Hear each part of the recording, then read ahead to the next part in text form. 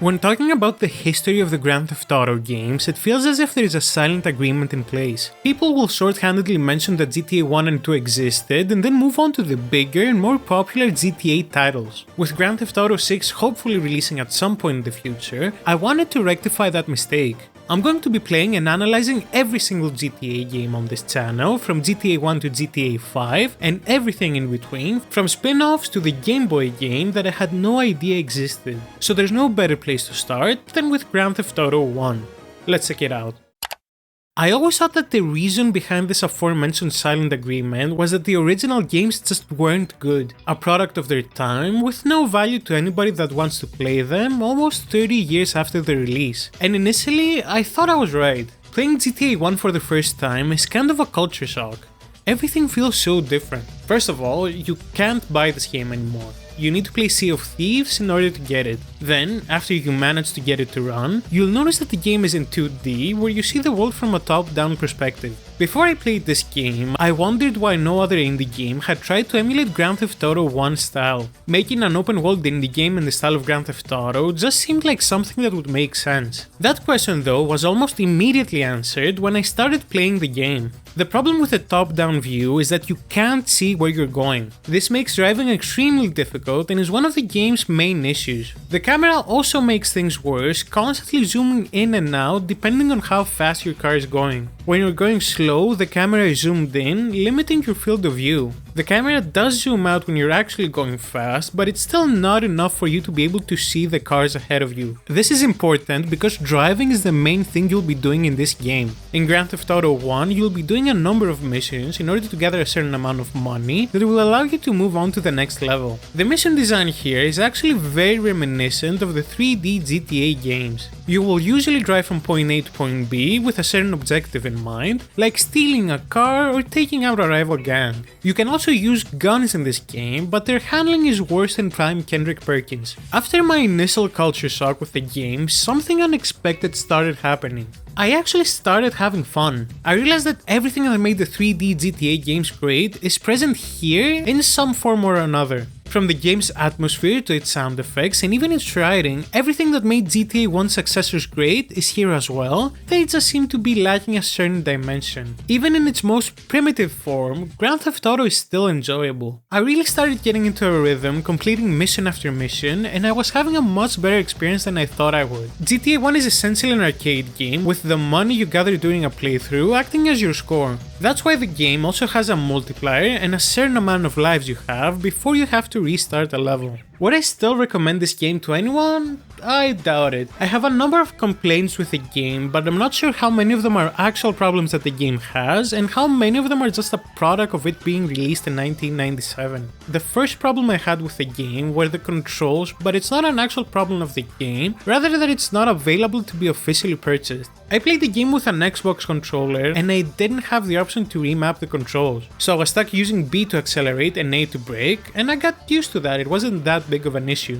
What was an issue was in order to use guns, I had to press what is the options button on a PS4 controller and the 3-line button on an Xbox controller that I'm not really sure what it's called. And if that wasn't a problem enough, on-foot controls were terrible as well. Rockstar didn't design separate on-foot and vehicle controls. They designed vehicle controls and then applied them to the on-foot controls. That means that your character literally controls like a car. You can't move left or right, you can only move forward and turn. This is very frustrating and hard to get used to, but at least even reviews from 1997 mentioned that the game's controls are terrible. Mission design in this game is mostly fine, if a bit uninspired. You go to a telephone booth, you get your mission, and then you follow the objective. This is generally how missions in the Grand Theft Auto franchise work, but generally they have a few more bells and whistles. The issue here is that there is no in-game map. The only thing pointing you at your objective is an arrow. Now, people who bought the physical edition of the game actually got the maps of the levels. I obviously don't have the physical edition of the game, which means that I had to go online and find maps there, something that made navigation very annoying. Grand Theft Auto 1 has 3 different cities with 2 levels taking place in each one of them. For some reason, Rockstar chose Liberty City for the first level, which I found to be the hardest city to navigate in the game. The reason behind this is that Liberty City area is full of bridges that are incomplete, and if you fail to gather enough speed to jump to the other side of them, you lose a life and you only have a few of them before you have to restart the entire level. Thankfully, the maps are fairly small and it's pretty easy to find your way around them once you get used to them. Something that I never got used to was not being able to save during a level. In Grand Theft Auto 1, once you start a level, you have to complete it in order to be able to save. If you fail to complete it, then that's your entire progress wiped. What's even better is that you can only try missions once during a level.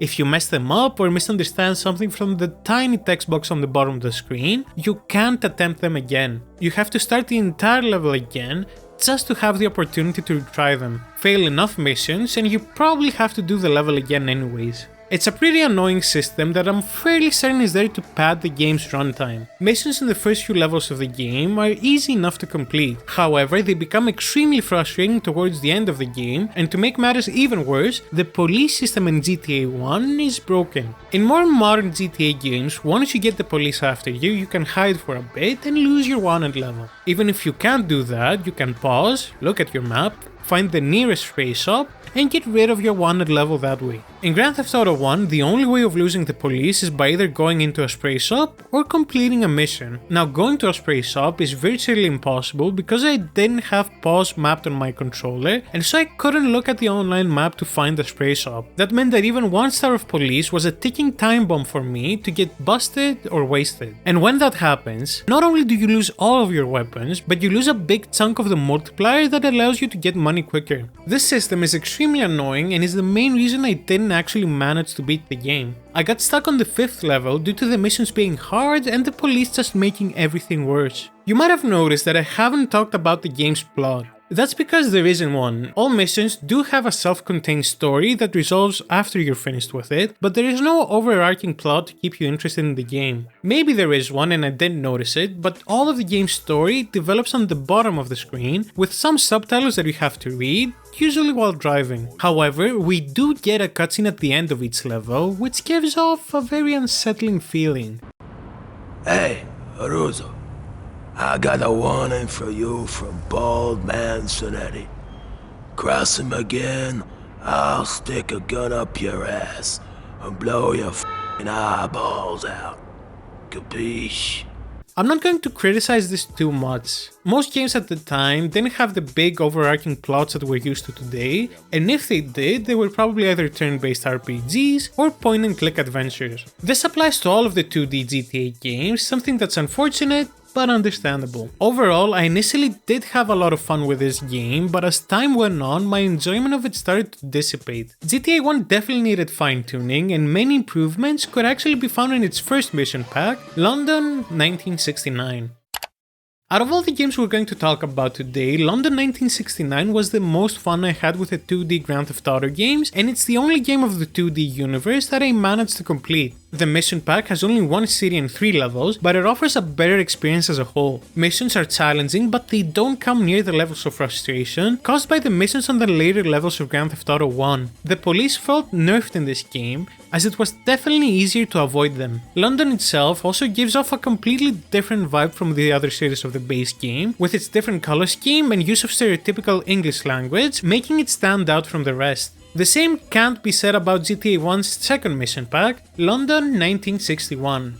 While London 1961 has the same premise of 1969, its missions are ludicrously difficult. Most of them have very difficult timers, and I quickly gave up once I understood how unfair these missions were. GTA 1 is a very interesting game. You can clearly see all the foundations that made the franchise beloved to millions of people, but all of it is in a very rough state. I was hoping that Grand Theft Auto 2 would change things, but I was quickly disappointed.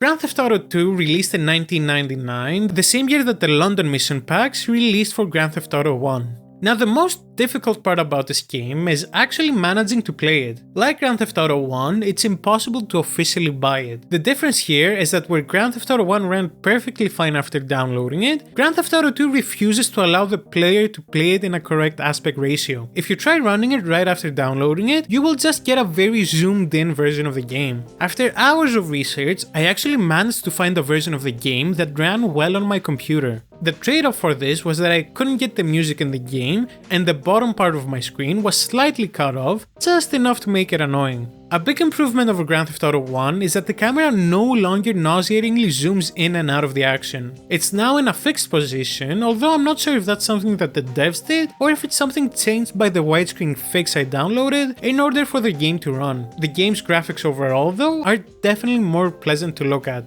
Grand Theft Auto 2's mission system is mostly the same as Grand Theft Auto 1. The main difference here is that there are 3 rival gangs which give you missions depending on the level of respect they have for you. In order to gain the respect, you have to kill members of the other gangs. It's a system that tries to be realistic but mostly ends up being frustrating. It essentially gatekeeps your progress behind 10 minutes of busy work. Grand Theft Auto 2 has shockingly seen very few improvements from its predecessor. The biggest change is the ability to save during a level, but even that costs $50,000, which is about 1/20th of what you need to complete a level. GTA 2 definitely feels smoother to play, but my experience was hampered by the version of the game I downloaded. The version I found didn't come with a functioning manager of the game, something that didn't allow me to change its settings. So not only could I not play with a controller, but I couldn't even remap the computer's key bindings. The key I had for shooting was a shortcut on my computer to switch desktops, something that meant that I had to turn off my computer shortcuts before playing. I can't say that I had a lot of fun playing Grand Theft Auto 2, and it's not a particularly interesting game to talk about either.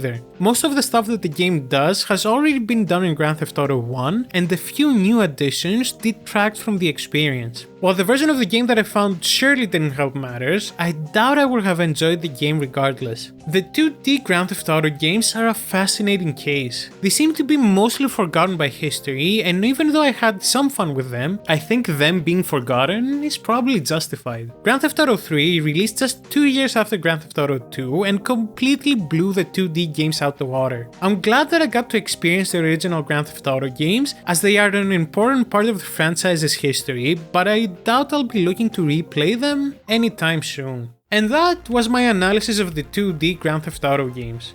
Click this video if you want to see how Helldivers 2 solved gaming's biggest problem. See you in the next one.